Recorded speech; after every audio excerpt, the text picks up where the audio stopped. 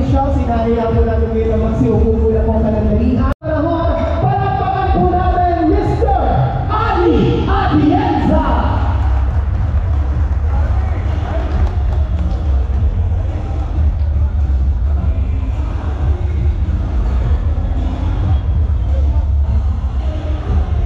Muli po, palakpakan po natin Mr. Ali Atienza!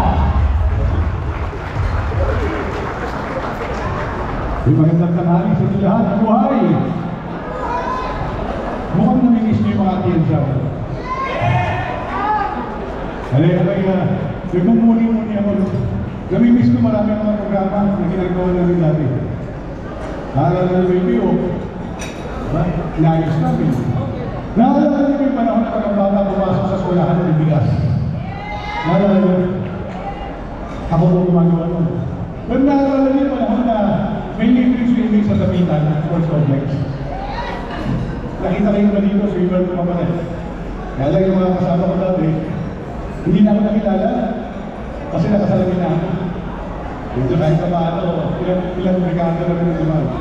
Pero alam niyo po sa paano, isa sa mga parang makaikin natin.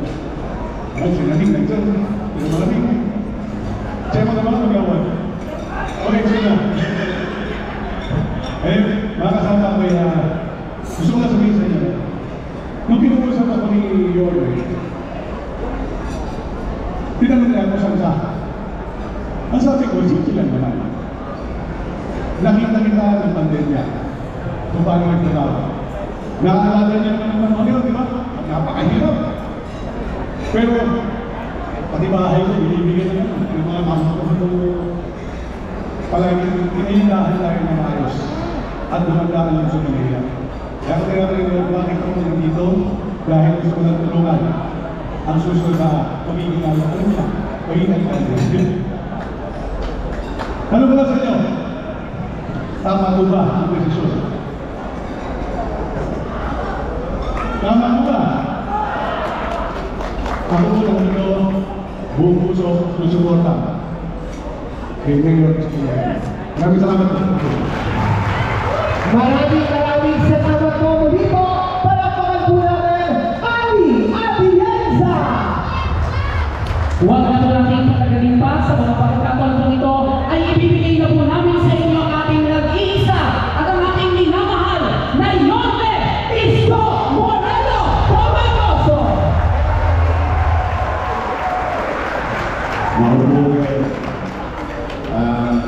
Una, salamat sa Diyos. Nakarating kayo ng ligtas. At pasensya na kayo. Ako, umihingi ng paumanin. Hindi ko naman mauulaan ng panahon. Talagang masama ang panahon ngayon. Bala ko sana kanina ng umaga, cancelin na yung ating pagsasama-sama. Kaya lang baka lalo magkaroon ng kalituhan. Kawawa naman yung malilito. Pero ganun pa man, maraming salamat sa inyo lahat. Yung ka natin kasama, kaparating na, ganito na lamang ang gagawin natin. Saka na lang tayo mag-usap-usap. Ang gusto ko, umuwi na kayo sa inyong kanya-kanyang barangay at mapapalagaan ninyo ang inyong mga nasasakupan ng mga kailangan ng tulong ninyo. So, ako, gusto ko lang at talagang nagpapasalamat ako kahit na masama ang panahon, talagang hindi ninyo ako pinapabayaan.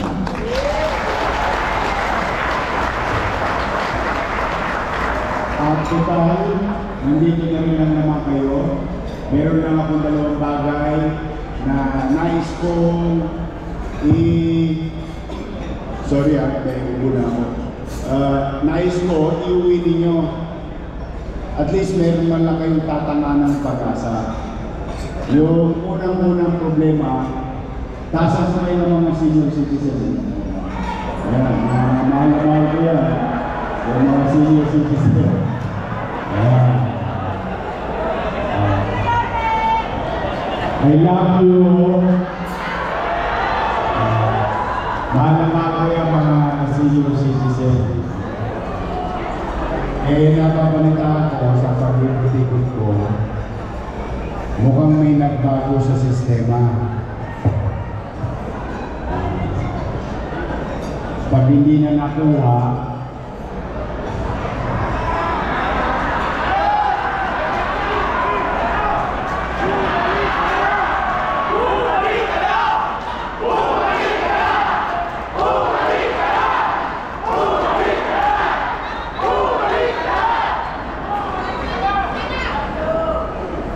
totoo ba na pagka hindi nakuha sa payout, hindi na makukuha ulit? Nung araw, pag hindi nyo nakuha, nakukuha nyo pa rin ba? Ito na, at least baka mali ako eh. Mahirap makuha lang ng bangko. Tapos, pag hindi na butante, hindi na rin makukuha. Anyway, mukhang malaki problema ng mga lolo-lola ko, ang mga nanay-tatay ko. At least, yung pagtsatsaga yung pagpunta rito, ito iuwi nyo na sa inyong mga barabarangay para hindi na kayo pagbintangan, chairman, yung 500 piso tinira nyo pa. Balita ka na, pagbibintangan nyo mga chairman sa kakakawa, chairman naman, 500 na, dinala ko pa. Pero kung hindi nyo kasalanan yun, umuwi kayo, kausapin nyo yung mga pinakamamahal kong lolo-lola. Pumanatag sila pagdating ng araw, ibabalik natin yung lumang sistema. Kung ano yung nasimula, itutuloy natin natin. Okay po sa inyo? Pangalawa, balita ko, nag-i-schedule na kayo sa health center. Pag walang online,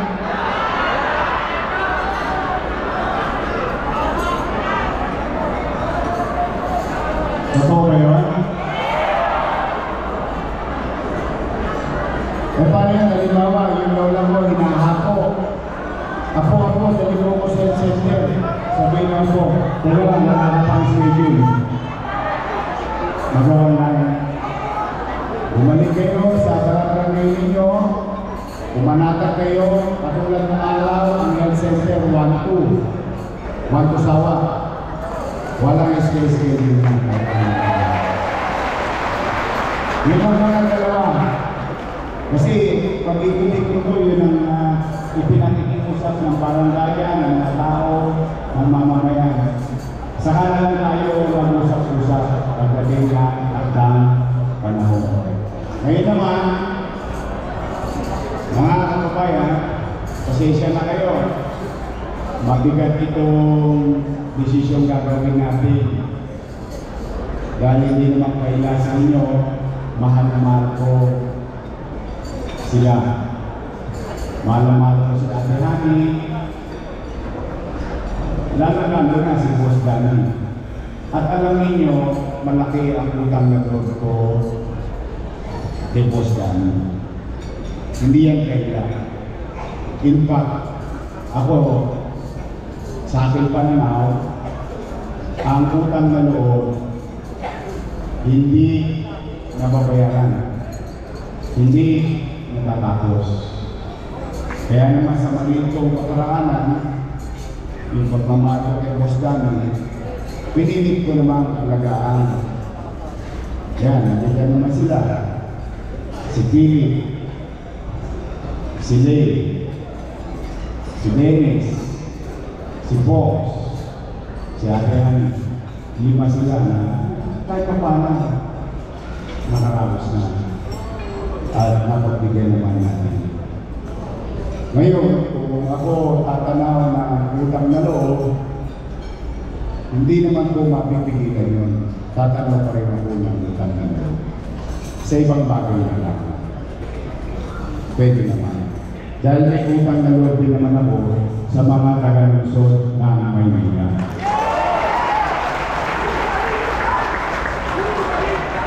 Kung meron pa akong pagkakulang para sa kanila, nilituloy ko pa rin. Pero siguro ngayon hindi na ito tungkol sa amin. Tungkol na ito sa mamamayan ng lungsod ng Maynila. Kaya sa inyong lahat, sana Sunday, pagdating ng araw, magkasama-sama tayo ulit kasama ko si Ali at Cesar.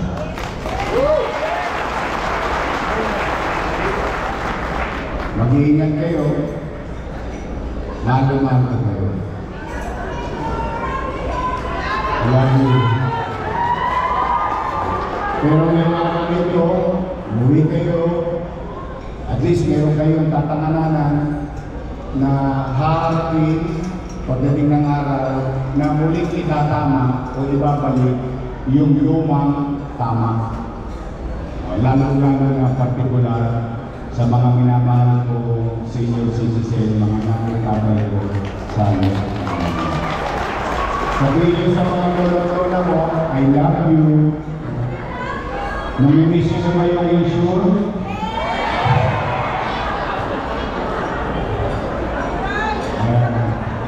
Mahal-mahal ko yan. Spoil mo yung sa akin. But, bilang panguli, meron lang akong personal na request. Ito hindi naman tungkol sa tao, hindi tungkol. Kahit nga marami silang attack daw, pabayaan na natin sila. Meron lang akong ipapakiusap. Ito sa personal ko lang. Kung mapagbibigyan ninyo ako. Halimbawa, papainit na ng papainit. Mainit na nga yung mga atabs nila eh. Pero ayan na. Ito na lang ang ipinakikisuyo. Alam ko, dahil system na. Kapag hindi mo nakuha ngayon, dahil kayo may sakit, dagdag lang ng dagdag. Tama ba? Yung ba nangyari nung araw?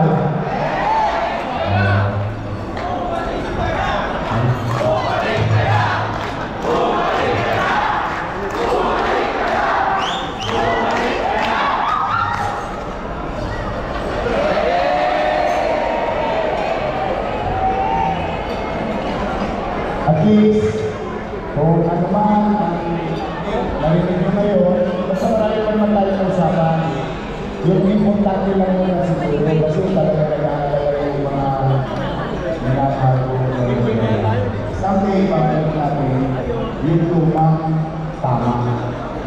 Yung lumang nakakita. O pangalawa, isa ko palang problema nyo, yung self-center. Online. Kapag pa kailangan mag-online. O sabihin nyo na lang, someday, ibabalik din natin yung dating mainam, mabilis, agaran, sistema. Yun lang, at kapag may maliman lang kayo na kapag-ganda. Pero for the meantime, wala muna tayo kwentuhan. Ito lang muna. Pero yung bagamat masama panahon, pinagdangin nyo ko. Pero, kasi ang pinag-aalala ko, bago ko umalakad dito, about a few minutes ago, pag-declare ng state of calamity, mas kailangan kayo ng inyong mga kabarangay ngayong mga sandali nito. Okay? Mag-iingat kayo pa uwi. May dala ba kayong mga salpadina? Okay, mag-alala. May pamilya ng salpadina dyan. Basalakan ko ka. Pagpalitan na yan mamaya. May konting tulong yan. Gumagamit ninyo sa inyong mga kapitbahay. Pero pinagpapasalamat ko ang pagpunta ninyo, pagtugon ninyo sa aking panlaya. Ngayon, meron lang akong pakiusap. Kung po pwede lalo na District 5, kasi halo ngayon dahil ni Cashe.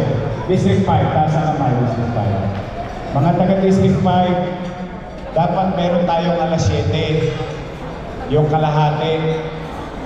Yung mga tropa ninyo, dahil nag-declare ng state of calamity, huwag nyo na mapuntahin. I-reschedule ko na lang. Pag may mga kaibigan kayo, tulungan nyo na kami. I-inform naman sila ngayon. Kailangan tulungan nyo na kami na ipaalam sa kanila na cancel na muna yung mamayang alas 7. Pero huwag sila makalala. Hindi lang naman natin maayos ang problema ng ating komunidad o saka tayo ulit magkukwentuhan. Okay ba yun? Tulungan nyo kami na masabihan ng iba. Although magsasabi din kami. Okay? So mag-ingat kayo, nandito ang ating mga kasama o mga taga-4. Ito, mga taga-4 District, Eunice Castro. Ito, bagay na bagay. Wala ka bagay-bagay. Bagay. Dr. Almiron. Halika, dito na lang tayo, pag-dito na lang tayo. Halika, Ricky, Quintos. Halika na. Siyempre, DJ, pag-DJ. Oo, kasi ito. Alam mo ito, apat na ako. At siyempre, ang ating Congressman JTV. Ayun naman, mga taga-Perwisip. Hindi ko. Ito, mas okay sa kapatid niya. Attorney JP. Ayan, ayan. At siyempre, pinakamaganda. Ito na, si Gigi at Jessa. Okay. Andito rin si President Che Romeo. Ito na, ang ating kaibigan si Mac, ang ganito. Ayan. Ayan. Tapos, andito si Bobby. Andito si Mon. Saka na lang tayo magkwentuhan. At siyempre, pagdating ng araw, samahan ko kami ni Ali at Jessa. Basta kami na makikisa. Sinawar kami yung kaya muna tayo. Hindi muna kayo, mag-ingat kayo. I wish you all the best. At yung pag-ulitin ko kanina, para manangkat na yung mga minamahal ko Lola, may tatay na sinusunod. At yung mga pasilagin. Magandang araw. Pagpalain nawa kayo ng Pro Manila. Thank you.